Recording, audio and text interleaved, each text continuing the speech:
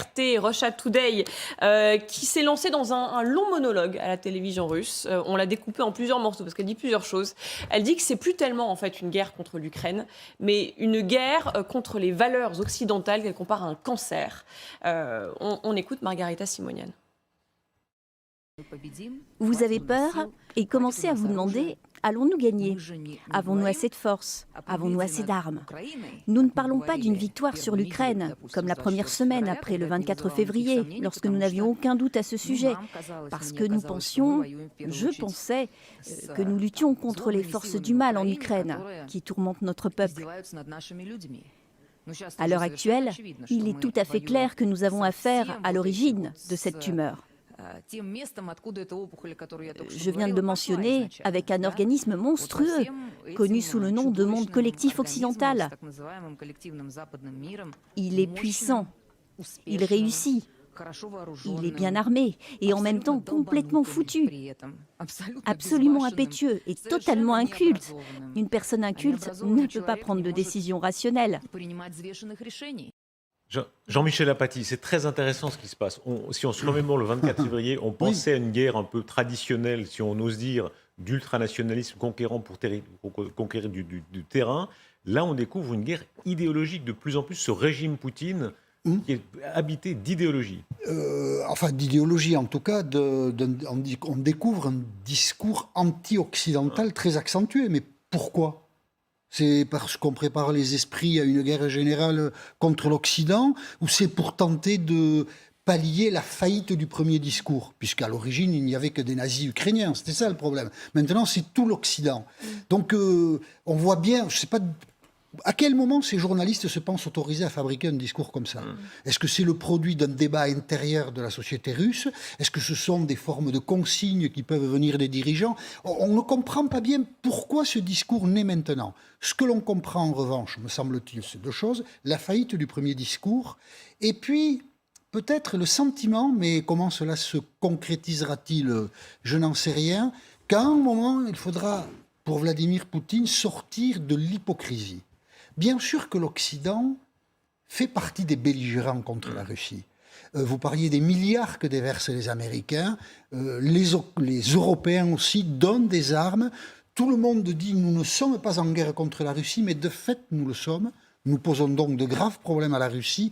À quel moment cette hypocrisie-là va-t-elle cesser? Et ce discours a-t-il pour vocation de préparer des ruptures? En même temps, la Russie contre l'Occident, une guerre, je ne sais pas quelle forme elle prendrait, tout ça est quand même peu maîtrisé en fait. Et alors elle développe, Margarita Simonian, et je vous donne la parole juste après Samantha, elle développe un peu plus. Alors elle développe les valeurs, les fameuses valeurs horribles occidentales qui définissent l'Occident selon elle.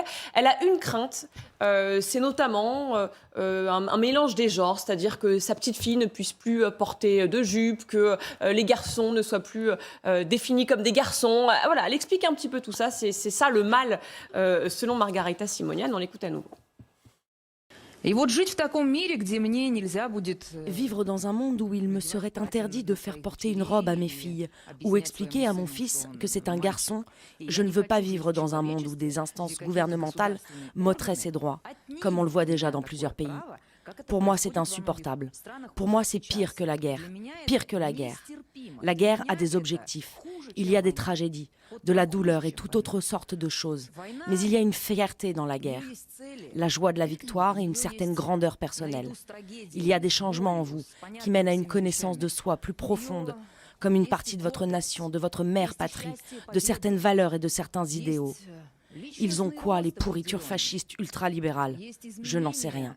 Ça se répand comme une tumeur incontrôlable et incurable, contre laquelle aucune chimiothérapie ne fonctionne. Si vous l'autorisez près de vos frontières, avant même que vous vous en rendiez compte, vous vivrez dans un pays qui vous dicte comment vivre. Avec notre mentalité, vivre ainsi serait insupportable. Insupportable pour moi, pour mes enfants, mes petits-enfants. Leurs valeurs sont bien trop loin des nôtres. Samantha de Bender, dans l'obsession, on l'a entendu dans la bouche de Vladimir Poutine, maintenant ce sont ses propagandistes qui le disent aussi, tout ce qui est théorie du genre, tout ce qui est l'évolution des mœurs façon occidentale, les gay pride, etc., tout ça les obsède à un point, c'est omniprésent. Ah oui, ça les obsède. Alors aujourd'hui, Margarita Simonian est revenue sur le thème de l'Occident décadent en racontant ses expériences dans les années 90 quand elle était étudiante aux États-Unis et qu'elle a vu la série télévisée Friends. Je pense que tous les téléspectateurs doivent connaître, avec donc ces 3 jeunes hommes et ces 3 jeunes femmes à New York. Et pour elle, c'est un exemple de la décadence occidentale parce que dans Friends, il y a des homosexuels qui sont les amis des hétérosexuels et c'est absolument terrible de voir ce mélange des gens. Et elle commence à parler aussi de ses enfants, etc. Mais il faut savoir que tout ça n'est pas nouveau. Ça fait... Après, pour les historiens, on pourrait dire que ça fait plusieurs siècles qu'il y a cette... Mais là, ils en font un motif de guerre. Ils considèrent que c'est un motif de guerre. Alors, parce que Vladimir Poutine, en fait, ce qu'il dit, c'est qu'il défend la véritable Europe. L'Europe des vraies valeurs européennes, des valeurs chrétiennes, ou bien même des valeurs traditionnelles musulmanes. Que l'Europe est en train de perdre parce qu'elle est dominée par le méchant anglo-saxon et par les méchants musulmans, parce qu'il y a des bons musulmans, des méchants musulmans pour Vladimir Poutine. Et donc, il est en train de dire, moi, je représente la vraie Europe. Donc, il est même en train de dire que l'Europe, c'est l'ennemi. C'est que l'Europe d'aujourd'hui n'est plus la véritable Europe. L'Europe n'a jamais imposé le fait qu'on ne porte pas de robe et qu'on ne soit pas des garçons. Enfin, c'est n'importe quoi, nous non plus. Enfin, complètement leur argument est un argument débile complet qui cherche à... Mais Didier, qu'on entend en France, c'est des responsables politiques français. Qu'on entend en France, c'est des responsables politiques français dans la droite extrême et identitaire. Oui. Mais chez les intégristes, mais bien évidemment, musulmans, chrétiens, catholiques, bien sûr. Certain nombre, intégristes juifs parfois aussi, rejoignent ces sujets-là. Conservateurs de tous les pays, unissez-vous, c'est ça Poutine, archi-conservateur. Mais il faut savoir que en Russie, il y a quoi? Dans les années 90, il y a une forme de libération sexuelle. Il y a une forme de libération sexuelle dans les années 90 quand même en Russie. Il y a notamment, pour les LGBT, il y a quelques revues gays dans les années 90. Poutine, à partir de moitié des années 2000, c'est la chape de plomb qui revient. Homophobie, lutte contre les minorités, droits LGBT. Et pardon, ce ne sont pas que des mots. Là, dans la loi russe, ils sont en train de durcir très fortement. Ils appellent ça le prosélytisme homosexuel. Alors, c'est-à-dire que 2013, c'est sur les mineurs. D'homophobie inscrite dans la loi. 2013, c'est les mineurs. Je termine, pardon. 2013, c'est les mineurs. Puis maintenant, il y a 3 jours, c'est les adultes. Les adultes aussi. Mais regardez un exemple. En 2014, souvenez-vous, il y a l'Eurovision. À l'Eurovision, il y a un combat final entre les sœurs Tolmachev, qui sont des jumelles russes, parfaite incarnation de jeunes Russes, on va dire, icônes pour aller vite, l'Europe chrétienne blanche. C'est des kolkhosiennes façon... Parfaite. Ces jumelles extrêmement, et Allah les connaît, très connues en Russie. Contre qui elles perdent? Conchita Wurst. C'est ça. Vous vous souvenez, Conchita Wurst? Avec la barbe. L'Autrichienne, avec la barbe. Ça a été il s'est résumé, Nicolas Richoux. Ça a été un choc considérable en Russie, dans la population russe, reprise sur toutes les télévisions. Ouais. Et à partir de ce moment-là, il faut savoir qu'il y a des théoriciens en Russie qui parlaient de souveraineté sexuelle. Il faut qu'on retrouve notre souveraineté sexuelle par rapport à la démocratie sexuelle décadente. Et la question du genre et la question du sexe en Russie compte énormément. Pour eux, les transsexuels, par exemple, les transsexuels, c'est évidemment le chiffon rouge, le fait que pour nous, ça ait pris une certaine place. Dans leur monde à eux, évidemment, c'est inimaginable. Mais bien sûr. Il ne faut pas, ici, il ne faut pas se leurrer dans ces discours, parce que le discours s'adresse tout d'abord à la population russe, à cette population qui est complètement déjà abrutie par la propagande, comme aussi certaines populations occidentales qui ne réfléchissent plus, ils avalent que les slogans et les titres qu'on leur laisse un tout petit peu comme torchon rouge des horreurs. Là-dessus, les Russes approuvent, là. Oui, bien sûr, mais c'est parce que... Et une grande partie des Ukrainiens. Les droits des minorités en Ukraine progressent très lentement. Il y avait, les Ukrainiens aussi sur la question de guerre. C'est très intéressant. Pardon, je peux vous interrompre. Il y avait évidemment, les Ukrainiens, c'est pareil. Votre compatriote ukrainienne sur ce plateau l'autre jour, et lors de l'élection de Mme Meloni en Italie, elle disait, je ne suis pas d'accord sur plein de choses, mais Dieu, famille, patrie. Évidemment. Je suis plutôt d'accord. Mais ils sont traditionnels, les Ukrainiens. Ça, c'est une chose, mais si on revient à ce discours c'est important, qui fait partie de notre sujet de discussion... Il n'y avait pas de gay pride en Ukraine il y a 5 ans. Allez jusqu'au bout. Oui. OK, allez-y. Merci. Donc là, ce discours s'adresse tout simplement à la population d'abord, mais il ne faut pas se leurrer parce que l'objectif seul de cette guerre ou l'objectif de ce gouvernement de Poutine, c'est un gouvernement de kleptocrates qui volent de l'argent de l'État. Ils vont utiliser tous les moyens, tout ce qui est possible pour détourner l'attention et du monde entier. Ils vont vous parler des nazis en Ukraine, des gay pride qu'il faut interdire, de je ne sais pas quoi, pour détourner l'attention et pour tout simplement détourner... Mais les Polonais sur la gay pride, c'est pareil. pareil. Au sujet, Ah là, mais c'est je pas qu'en comprends que Russie. vous êtes sensible à ça, Renaud, je comprends. Non, je suis pas aux droits des laissez-moi minorités, bien finir ce que évidemment. je voudrais Nous dire, sommes en moi. France, les Allez, droits de l'homme. pas les deux en même temps, s'il vous plaît. Oui. Allez-y. Tout le monde est sensible aux droits de l'homme. Bien évidemment, tout le monde est J'imagine. sensible aux droits de l'homme. J'imagine. Ici, c'est même pas ça l'histoire. L'histoire, c'est bon que ça descend, ça explique les horreurs, mais tous, leurs enfants de toute cette partie au pouvoir, ils sont tous dans les écoles à l'étranger, ils À ont Londres, tous leur en villa Suisse, à oui. Londres, partout. Ils passent les vacances et tout leur temps, ils passaient à l'étranger. Et ce qui les énerve le plus, et aujourd'hui, les élites qui se lèvent un tout petit peu contre, un tout petit peu, je dis, parce qu'on ne les voit pas vraiment, Très légèrement. qui se lèvent contre le gouvernement, contre Poutine, parce que leurs enfants ne peuvent plus aller Alors, dans les écoles ça à veut dire l'étranger. quand même, et c'est ça Samantha, aussi l'objectif de la révolte. Ils n'y croient pas eux-mêmes, finalement. C'est des focus, Ils- absolument. Si, j'y crois. Je suis pas Il faut d'accord quand même sur les valeurs. savoir bien sûr qu'en que si. URSS, l'homosexualité était punie de 7 ans de Mais prison. bien sûr. Et il y a quelque chose dont je me suis souvenu pendant que Renaud parlait de cet effet de conservatisme sexuel et de cette révolution sexuelle des années majeur. 90. Il y a eu un téléthon très connu en URSS en 89, je crois que c'était quand l'Amérique et l'URSS ont commencé à se parler par téléthon. Et puis quelqu'un, un des spectateurs américains a posé une question sur la sexualité. Et un membre du public soviétique a répondu: il n'y a pas de sexe en URSS. Enfin, on n'a pas de sexualité. En gros, on ne fait pas l'amour en URSS. Bon, ça, tout le monde a éclaté Et de pourtant, rire. c'était la Ce qui expliquerait la Ça vient dépopulation, de vraisemblablement. Soyuz et Sex C'est que voilà. ça. Il y avait- Sur la télé russe, vous savez, La télé russe. vous savez comment la télé russe dit? C'est la guérop. Ouais. L'Europe, c'est la guérop. Ouais, c'est la La guérop. guérop, c'est très connu chez les Russes. L'obsession, c'est très intéressant, Jean-Michel Apathy. Là, on fait le lien aussi avec certains milieux réactionnaires en Europe de l'Ouest. Beaucoup de gens d'extrême Exactement, il y a un droite. pont. Il Et y a un d'ailleurs, on l'a vu encore récemment en Italie. Je citais l'Italie. Beaucoup d'Italiens qui votent Mélanie, qui votent très à droite, ils ne sont pas forcément d'accord avec l'agression. Mais en revanche, sur ces idées-là, ils sont plutôt proches du poutinisme. Enfin, du poutinisme. Dieu, famille, patrie, pourquoi pas Ouais. Pourquoi quelqu'un qui conquiert le pouvoir sur ces mots d'ordre-là, c'est... Bon, mais après, ça ne peut pas être les mots d'ordre de l'État, ça ne peut pas être au détriment de gens qui ne pensent pas comme vous. L'Occident a une manière de vivre qui permet à tout le monde de s'exprimer. La Russie conteste cela. Moi, ce qui m'interroge plus, c'est pourquoi maintenant ce discours russe prend cette ampleur.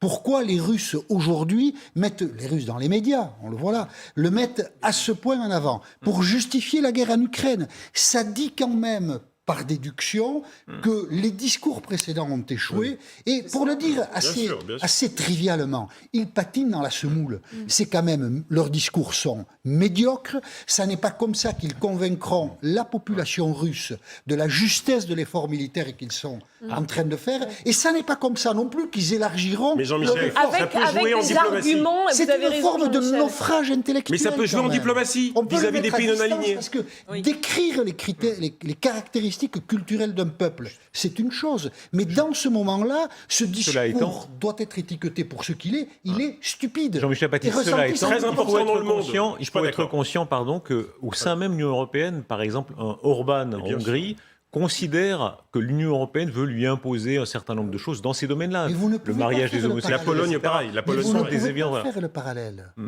Là, nous Orban, parlons si, d'une Orban société... est un allié. Hein, Oui, de- il a jamais Nous attaqué parlons d'un personne. pouvoir, nous parlons d'un pouvoir en guerre. Nous parlons d'un pouvoir qui cherche une justification à son action de Mais guerre. après, encore- C'est singulier. Enfin, appelez ça comme vous voulez. Moi, je trouve que c'est un naufrage intellectuel. Mais Un Jean-Michel, naufrage intellectuel. Et les Jean-Michel, amis, Jean-Michel, autre attendez. extrait qu'on voulait vous montrer également avec Darius, ça va très loin. Ils finissent par évoquer l'hypothèse donc d'une défaite. Et que se passerait-il? Que feraient les Occidentaux contre les Russes? Eh ben, on les mettrait avec les animaux dans des zoos, apparemment. Ça va loin. On regarde à nouveau un extrait. C'est ça, oui. Les sociétés occidentales, pas forcément leur peuple, même si des questions se posent autour de leur peuple, dans l'ensemble, les sociétés occidentales aiment le colonialisme. Ils nous veulent dans leurs eaux. Ils viendraient, nous regarderaient. Oh regardez, un éléphant. Et ici, un russe. Regardez-le, il n'est pas dangereux. Non, le russe est dangereux. Et c'est pour ça qu'il est en cage. Ne vous approchez pas de sa cage et n'essayez pas de le nourrir. Là, on atteint un niveau d'absurdité. Ce que Un vous disiez, politologue, Jean-Michel. professeur, les bêtises qu'il dit. C'est On retrouve là, Et Sonoviev, il est là, il dit oui de la tête. Le complexe de l'assiégé, sur ce même plateau, Sylvain Tesson disait ils sont prisonniers de leur immensité. Cet immense pays, c'est le plus grand de la Terre, mais cette obsession que, prétendument, disent-ils, l'OTAN les assiège, que Oui, c'est vrai. les valeurs Bien occidentales sûr. les assiègent, que les mœurs occidentales les assiègent. c'est l'obsession de Et dans Poutine, leur ça. discours, c'est l'obsession. François Hollande le raconte. Lorsqu'il reçoit Poutine pour la première fois, il s'assoit à son bureau. On l'a déjà raconté. Il demande un papier, il demande un crayon. Le crayon, il dessine la carte de la Russie. Poutine, il regarde, regardez où sont les missiles. Tac, tac, tac, tac. Il dessine. Ils sont à peine parlé. Hollande regarde, il dit regardez, vous nous assiégez sur le plan militaire et vous nous assiégez sur le plan des valeurs. Beau lapsus. Et donc on se retrouve là avec effectivement, et François Hollande raconte dans son livre qu'il voit un Poutine avec un regard violent, brutal, comme il peut l'avoir, ils se connaissent à peine, et il dit, mais et il lui fait une leçon d'histoire comme il a fait à Macron, en disant, mais ça suffit, vos valeurs, votre décadence, vous n'êtes rien. Yves Tréhard raconte ici, lorsqu'il a parlé à Lavrov lui disait la même chose. Donc, oui, effectivement, c'est beaucoup d'hypocrisie. Leur vie privée, on ne la connaît pas, mais ça se trouve, elle n'est absolument pas évidemment dans ses valeurs. Oui, ils vont en vacances à Porto de Cervo, à Saint-Tropez, à Méribel, les oligarques. Mais dans la Russie profonde, je suis désolé, ce n'est pas une surface. Les valeurs traditionnelles, l'homophobie, le rejet des minorités, le rejet de ce qu'est l'autre, c'est Même dans la part de la jeunesse Russie russe, profonde Même et dans de la pays jeunesse russe. dans l'est de l'Europe profonde. Pologne, Hongrie, il n'y a qu'à parler aux députés européens. Mais une chose qui est absolument paradoxale, c'est par exemple dans l'armée russe, le viol entre hommes est un problème terrible. Surtout quand les nouvelles recrues chaque année, une des tortures qu'on rituels était subies, d'humiliation, la djedjovkina, comme ils le disent. Oui. c'est le viol. Donc, et puis par exemple, l'avortement, qui est vraiment, si vous pensez aux valeurs traditionnelles chrétiennes, l'avortement, jusqu'à il y a très peu de temps, était un des moyens de contraception les plus répandus en Russie. Vous êtes alors c'était surtout le cas en URSS, et ça continue à l'être. Bon, maintenant, la pilule est accessible. On va savoir ce qui va se passer avec les sanctions, parce qu'elles auront moins accès à tout ça. Avec l'Église, donc pardon. il y a un paradoxe absolument incroyable dans la réalité de Mais la c'est pas société anecdotique, russe. parce que c'est une arme diplomatique, et c'est là où je voulais en venir. Ce n'est pas... C'est stupide, mais c'est une arme diplomatique dans cette guerre. Parce que ce discours sur les valeurs traditionnelles, vous l'avez dit tout à l'heure, Darius, il cherche quoi de la part du régime russe? Il cherche à séduire certaines sociétés et certaines élites musulmanes traditionnalistes. Ils sont au même niveau de développement. Certains... Oui, mais enfin, bon, on peut oui, pas... Non, mais... s'il n'y a pas d'intelligence, s'il n'y a pas de réflexion, on l'a déjà dit, l'Occident, nous ne sommes pas majoritaires dans le monde. Il ne faut pas rejeter en disant qu'il y a 5-6 milliards non développés. C'est un constat. Ben voilà, non mais on ne peut pas rejeter non plus. Non, mais on ne rejette pas. Voilà, on ne va pas rejeter l'Asie, la Chine, le Brésil, toute l'Amérique latine et rester entre petits occidentaux en disant on est les meilleurs, on est les meilleurs, on est les meilleurs. Il faut regarder le monde tel On qu'il ne est. rejette pas, on accueille les gens, on accueille le monde entier en Europe. Ils veulent tous venir ici, tout ce monde n'accueille pas toujours le soi-disant. monde entier. Non, mais bien sûr, ils Alors, veulent tous ils venir. veulent Et travailler, pourquoi mais ils viennent pas pour nos valeurs. Mais ils viennent Discuter à travailler Londres, parce qu'ils peuvent le faire. discuter à Londres avec des gens qui viennent du Sri Lanka, d'Inde, d'Asie. Vous croyez qu'ils ont nos valeurs? Pas du tout. Ils nous critiquent, les Occidentaux. Ils sont contents d'avoir un boulot à Londres, mais ils nous critiquent. Ils n'aiment pas nos valeurs. Ils n'aiment pas nos valeurs. On se rappelle les très intéressantes Faut être enquêtes de lucide, Gilles Kepel sur beaucoup de familles d'origine musulmane en France, qui pouvaient être très progressistes sur plein de sujets, mais qui, sur les sujets de mœurs, souvent étaient bien plutôt évidemment. conservatrices. Oui. La plus grande conclusion qu'on doit faire de tout ça, quand on voit ce que Jean-Michel dit, le naufrage intellectuel, moi j'appelle ça les abrutis à cerveler, etc. C'est un peu plus violent, mais bon, c'est un peu mon sentiment. C'est à peu près pareil, oui, merci.